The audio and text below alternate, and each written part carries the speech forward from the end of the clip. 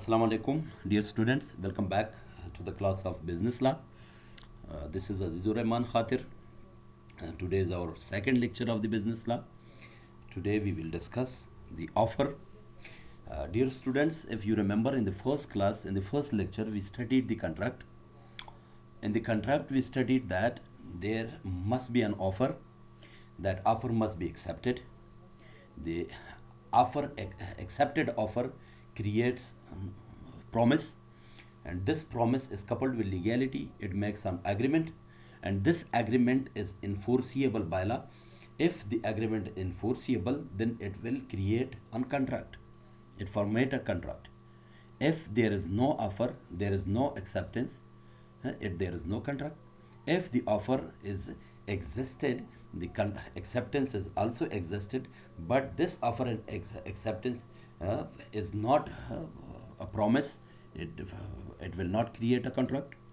Again, if promise is existed but it is not on agreement, then it will not become a contract. If on agreement is existed but the agreement is not enforceable by law, then it will not again make any contract. So offer is the first step of the contract. Today we will discuss all these concepts related to the offer. First is introduction, essential elements on offer, legal rules regarding a valid offer, classification of offer, lapse and revocation of offer. Introduction. Before I told you, the offer is first step, first stage in the formation of a contract. An offer is proposal by one person to another to enter into contract. Simply, if someone asks you that what is offer, it means that offer is a proposal from one person to another person. Proposal from one person to another person with the aim of entering into contract. With the aim of entering into contract. Next comes the essential elements of an offer. Essential elements of an offer. If you remember in the first class, I told you that for every person, every day makes plenty of contracts with himself. For example, I told you that a person awakes early in the morning, goes to the prayer, comes back to have breakfast, then goes to the college or university, again come back to home, again takes a lunch, again then go to the prayer, to the mosque. So all these are contracts. All these are contracts. But these contracts are not enforceable by law. These remains agreements. These remains agreements, the agreements which are not enforceable by law. So we cannot say those contracts are contracts. Those contracts are remain agreements. So offer must be coupled with two parties. This is the first essential of the offer. Essential of the offer. Essential means bunyad. If you, it is a common sense. Common sense. अगर माओ शुमा बुनियाद न दारिम बाज हम माखदना में Tarim की अक्कारा complete कुनिम बामिक अमी खातर बुनियाद जरूरी अस्ता. In the contract we also can say that bunyad is necessary, essential is necessary. So the first essential of the offer is two parties. Two parties, there must be two parties. One person cannot enter into contract with himself. Second comes communication.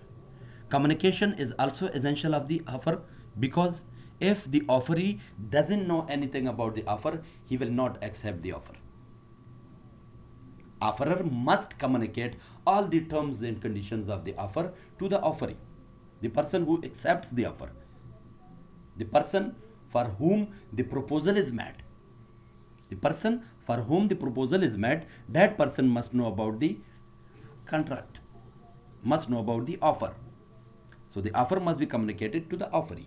Next comes the willingness. Willingness means the person who is making offer, he must have willingness to sell something to the person, deliver something to that person. Willingness means that the person who is making offer, he must have willingness to deliver or to make contract with that person. That means willingness. Next comes the with intention of obtaining assent. Offerer must have intention of acceptance. He must have intention of assent of the offeree. He know that I'm offering something to someone, he will accept my offer. The offer made out of a prank or a joke will never make any offer or will never make any contract in the future. Therefore, if accepted, it can never make the valid contract. Offer with joke, if the offer is joke or the offer is a prank, it will never make any contract, a valid contract. Clear? Next comes offer may be positive or negative. From the name it denotes that. Positive means doing something, negative means not to do something. If the offer is to do something, is called positive offer. If the offer is not to do something, it is a negative offer. To do something, the examples of to do something you better know. You want to sell your car, that is doing something. You want to deliver the products from Nengra to Kabul, that is doing something. The example of negative offer, that is not to do something, it means that you are offering someone, the person who is a cigarette addict, he smokes, he's a parallel smoker, consecutive smoker.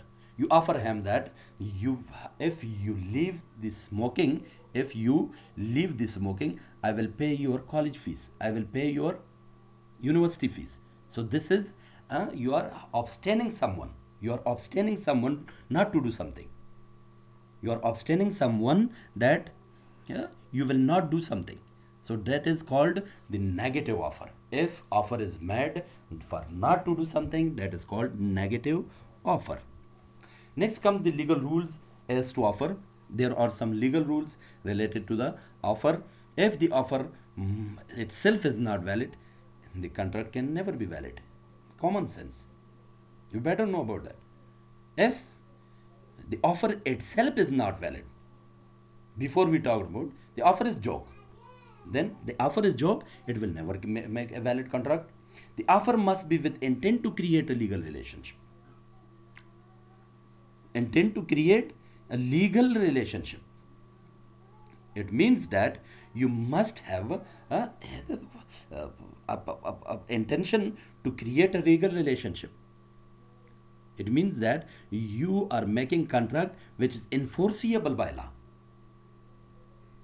Your offer must not be a social offer. Your offer must create a legality, must contain with the legality. For example, an invitation to a friend to join a dinner party is a social activity. It will not create any legality. This does not create a legal relationship or right or obligation. So this invitation, this offer is a social offer. It's a social activity. So we cannot say that it is a valid contract. So the offer must intend to create a legal relationship. Clear? Next comes the offer must be certain and definite. Certain and definite mean malum bhi. All the terms and conditions of the offer must be definite. It must not be vague. Vague माना मुबहम, नामालूम पर किसने भी. Vagueness would not create any contractual obligation. For example, A offers to sell 100 liters of oil without indicating that what kind of oil he is willing to sell. There are multiple kinds of oil, engine oil, petrol, diesel, right? The lubricants, right? So all of these are oil. But he is only saying that I want to sell 100 liters of oil. So what kind of oil is? It means that the offer is vague. Offer is vague. If, however, there is a mechanism to end the vagueness, then it will create a contract, a valid contract. For example, if A does not deal in any oil but only in engine oil, then it is known to everyone. If I have a shop of engine oil and I am offering someone that I am selling 100 liters of oil to you, that it means that the vagueness is cleared. I am working, I am dealing with only engine oil. So this is mechanism to clear the vagueness of the offer. If anyone does not know about about you, that you are working, you are dealing with the engine oil and you are offering oil to the someone, so he will not know that what kind of oil you are offering. So this creates a vagueness, and this vagueness will not create a legal contract, a valid contract. So vagueness must be cleared. Vagueness must be cleared. So I hope you understand the mechanism. Mechanism means if someone is dealing in a specific type of oil and this specific type of oil is known by everyone, known by everyone, then it creates a legal contractual obligation. Legal and contractual obligation. Otherwise, it is a vague and it will not create a legal contract and it will not become a contract. Then we come to the classification of offer. Next topic of this today's lecture is the classification of offer. Classification of offers are same like, if you remember the contract, the types of contract, same like that. Classification of offer: express offer. Express offer, if you remember, express contract, by words. By words you offer something by to someone, that is express contract. By words, and simply you say to someone that I want to sell my car to you. So this offer is called express offer because it is done only by words. Second is implied offer. In implied offer also it is same like implied contract. If you remember, in implied contract I told you that someone goes to Sahat of Jalalabad. He goes to the car stop of the Jalalabad. He sits into the car and come out from the car in Jalalabad and pays the fare. So everyone know that the car is going to Jalalabad. Everyone know the fare of Jalalabad is 500 rupees. He pays without saying any word. He simply points the car driver. He stops the car. He takes on the car and then takes off in the Jalalabad. So this is implied contract. Simply, if you remember, in the society there are shopping malls.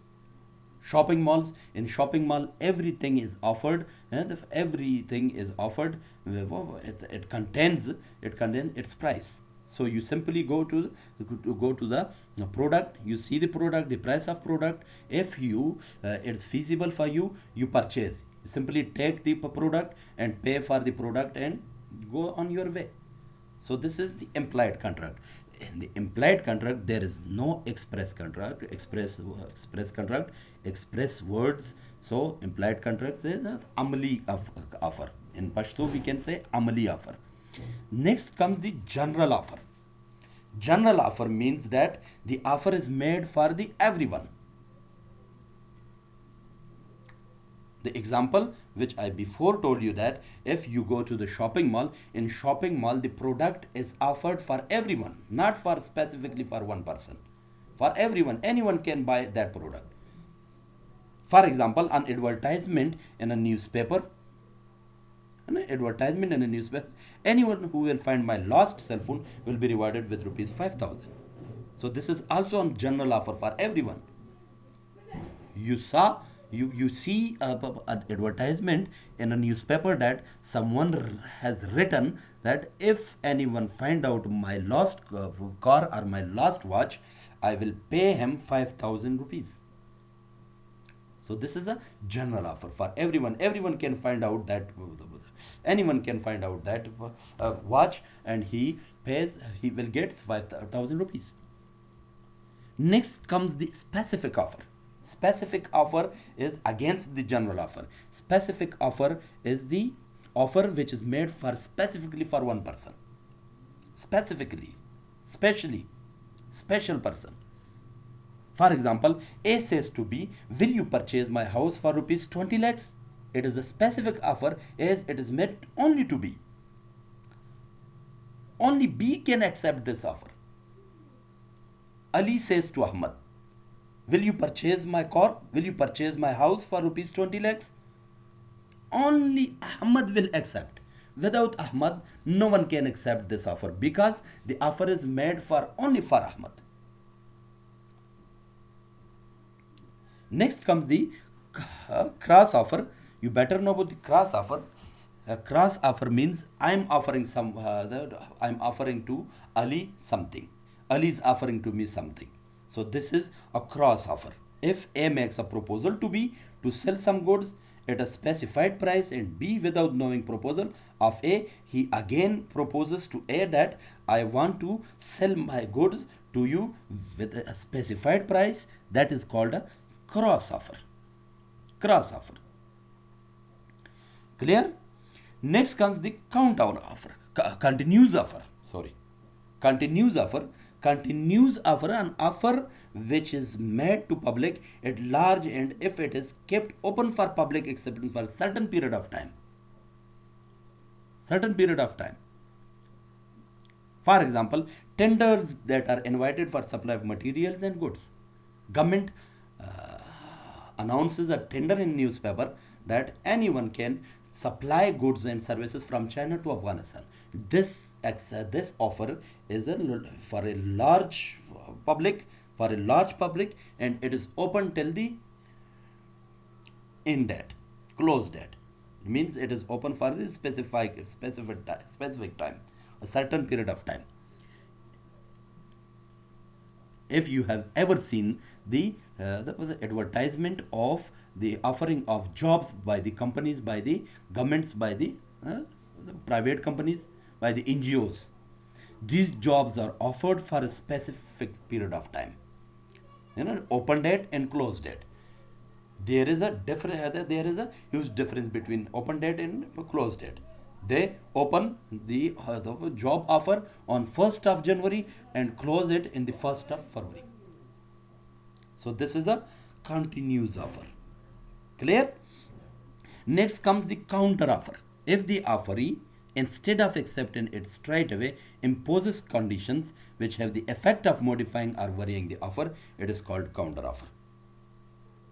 And counter offers amount to reject of original offer. For example, A offered to sell his books to B. A offered his books to sell to B for rupees 2000. For example, 2000. B replied that I am ready to pay rupees 1900. So this 19, look, concentrate on the example. A offered to sell his books for rupees 2000, but offeree, acceptor, the person who is accepting the offer, he doesn't accept these 2000 rupees. He accepts the offer by 1900. He says, I am ready to purchase your books by 1900 rupees, not by 20,000 rupees. On A's refusal to sell at this price, B agreed to pay rupees 2000. A refused that. I will not sell my books by 1900. So he refused. Contract is dismissed. Contract is dismissed. The contract is voided. So if again B says that agreed to pay 2000 rupees, and the head there was not contract. Contract is dismissed. As the acceptance to buy it rupees 1900 was a counter offer. A made offer, but B made a counter offer. The first contract was dismissed, voided. The second contract, now the offerer is offeree and the offeree is offerer, because offerer says that now I am ready to buy your books by 2000. So this is a counter contract. It is called a counter contract. So as the acceptance to buy at rupees for 1900 was a counter contract, rejection of the offer of A, the subsequent acceptance to pay rupees 2000 as a fresh offer from B, to which A was not bound to give this acceptance. Clear? So this is called counter offer. Next topic is the lapse and revocation. Lapse mean finishing, dismiss, and revocation means retracting back. Retracting back. Lapse mana liman zatlal, khatam shudan. And revocation means pas giriftan, beerta khasal, khpal offer beerta khasal. That is called revocation. Lapse and revocation of offer. Now we are going to study lapse and revocation of offer. Deals with various modes of lapse of an offer. An offer lapses and becomes invalid. When offer is lapsed, it becomes invalid. For example, comes to an end. Before I told you, contract or offer is finished. Offer comes to end. It will not be accepted. Before accepting, the offer is lapsed. Offer is finished. In the following circumstances. First circumstance, an offer lapses after stipulated or reasonable time. Offer is lapsed after stipulated or reasonable time. An offer lapses if acceptance is not communicated within the time prescribed in the offer. The time which is given in the offer, when it is not accepted at that time, the offer will be lapsed. For example, before an example, I told you that a company, a government offers a job. Open date is 1st January and close date is 1st February. After 1st February, you cannot send your CV to that job. You will not accept that job because the time, stipulated time is finished. You had to accept the offer at the stipulated time. After stipulated time, it will not become an offer, it will not be accepted. So it is called lapse. Example, an offer made by telegram suggests that a reply is required urgently, and if the offeree delays the communication of the acceptance even by a day or two, the offer will be considered to have lapsed. The time is not taken into account by the offeree. Offer is made by telegram. Offer is made by telegram, and the telegram they suggested, they written that the acceptance must be urgently. The offer must be accepted urgently. But the offeree delays for 1 day or 2 days. It means that he is not going to accept the offer. So offer is lapsed. Offer is lapsed. Next comes the an offer. An offer lapses by not being accepted in the mode prescribed. In the mode prescribed, or if no mode is prescribed, in same usual and reasonable manner. Mode prescribed. Mode prescribed means the way prescribed. You called someone by telephone. Called someone that I want to sell my car to you. But if you want to accept my this offer, you can communicate your acceptance to me by email, not to call me. You simply send me an email. Your acceptance must be an email. So if the offerer calls him, he is not going to send any email of acceptance, and he is trying to call him. In the call he accepts the offer. It means that it is not accepted in the mode prescribed. Or you have send on email. You are going to send an email, and email contains an offer of your house. You want to sell your house to B. You want to sell your house to Ahmed, and you sent an email to Ahmed and written an offer.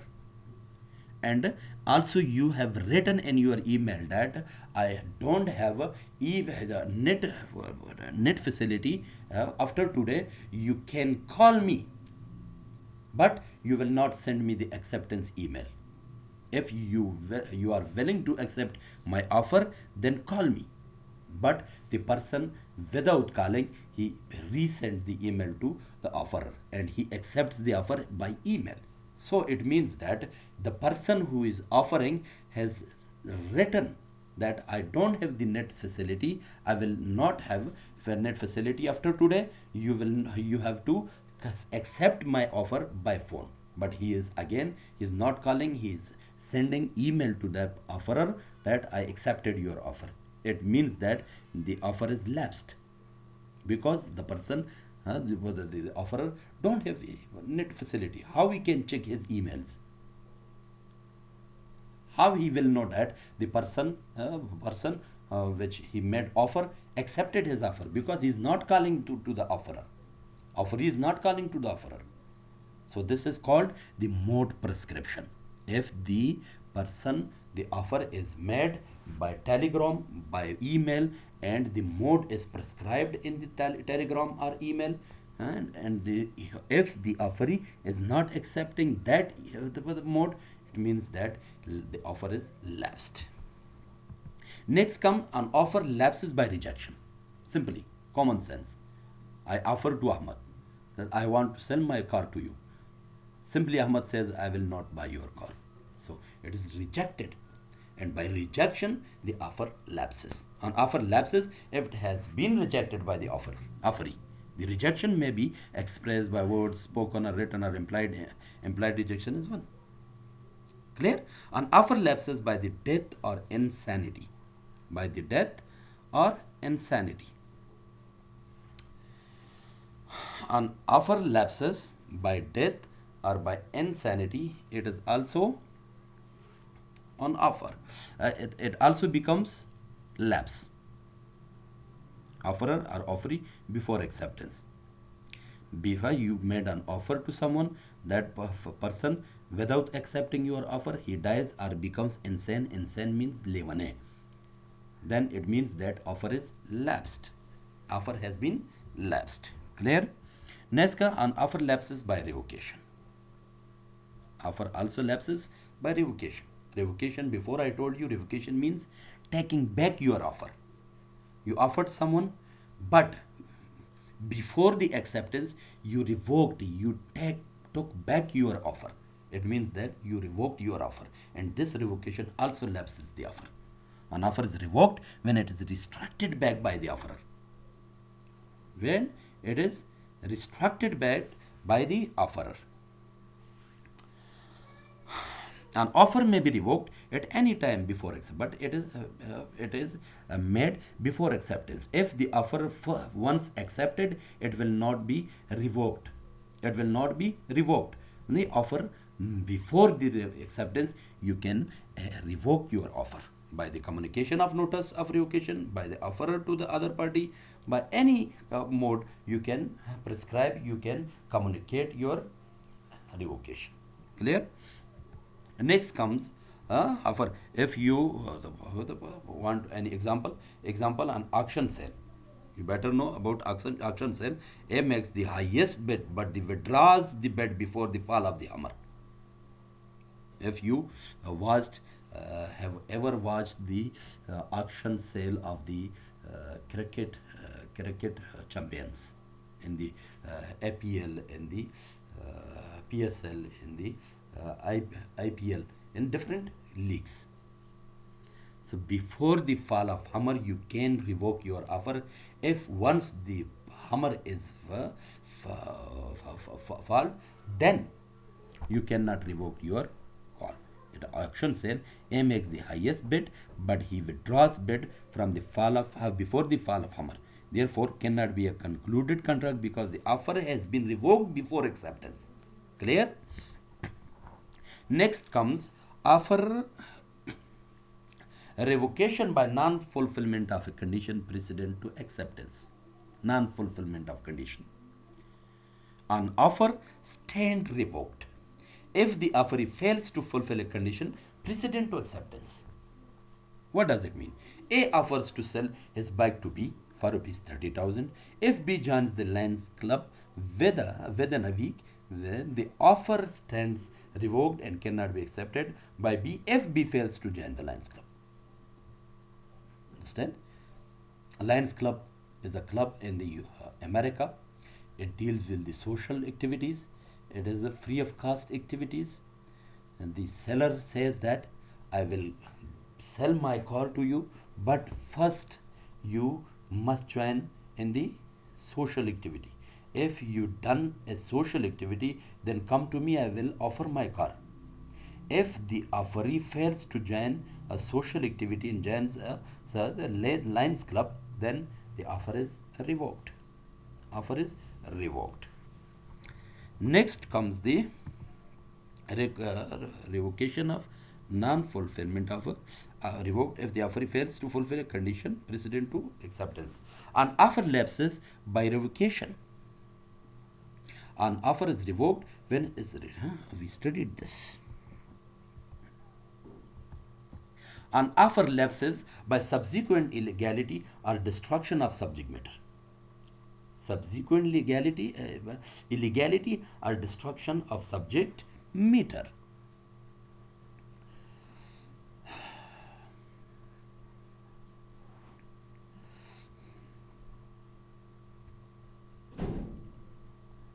An offer lapses, it becomes illegal after it is made and before it is accepted.